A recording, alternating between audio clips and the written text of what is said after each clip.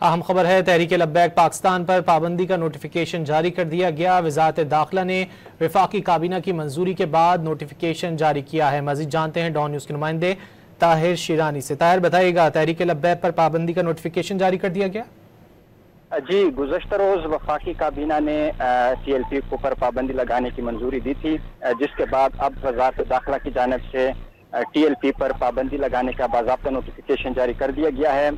جس میں یہ کہا گیا ہے کہ انسداد دہشت گردی ایکٹ 1997 کی سیکشن 11B(1)(a) کے تحت تحریک لبیک پاکستان کو کالعدم قرار دیا گیا ہے، کیونکہ وفاقی کابینہ کی منظوری پر جو عمل درآمد ہے وہ وزارت داخلہ نے کرنا تھا، اور وزارت داخلہ نے وفاقی کابینہ کے فیصلے پر منوان عمل درآمد کرتے ہوئے اس کا نوٹیفیکیشن جاری کیا ہے۔ نوٹیفیکیشن کے مطابق ٹی ایل پی کو انسداد دہشت گردی ایکٹ 1997 کے فرسٹ شیڈیول میں شامل کر دیا گیا ہے، جس کا مطلب ہے پروسکرائبڈ آرگنائزیشن یعنی ٹی ایل پی کو اب کالعدم قرار دیا گیا ہے۔ وفاقی کابینہ کی جانب سے جو گزشتہ روز منظوری دی گئی تھی، اس میں یہ کہا گیا تھا کہ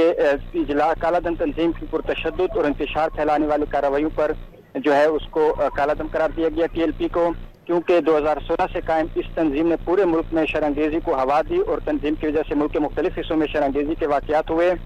ماضی میں بھی ٹی ایل پی کے پرتشدد احتجاجی جلسوں اور ریلیوں میں سیکیورٹی اہلکار اور بے گناہ راہگیر جاں بحق ہوئے، تو اس لیے وفاقی کابینہ کو بریفنگ کے بعد وفاقی کابینہ نے فیصلہ کیا کہ پنجاب حکومت کی سفارشات کو مد نظر رکھتے ہوئے متفقہ طور پر وفاقی کابینہ اس نتیجے پر پہنچی تھی کہ ٹی ایل پی پر دہشت گردی اور پرتشدد کارروائیوں میں ملوث پایا گیا، اور اس کے بعد وفاقی کابینہ کے فیصلے پر اب وزارت داخلہ کی جانب سے اس حوالے سے باضابطہ عمل درآمد کیا گیا ہے۔ تحریک لبیک پاکستان کو کالعدم قرار دے دیا گیا ہے۔ وزارت داخلہ نے وفاقی کابینہ کی منظوری کے بعد نوٹیفیکیشن جاری کیا۔ طاہر شیرانی ہمیں تفصیلات سے آگاہ کر رہے تھے، بہت شکریہ۔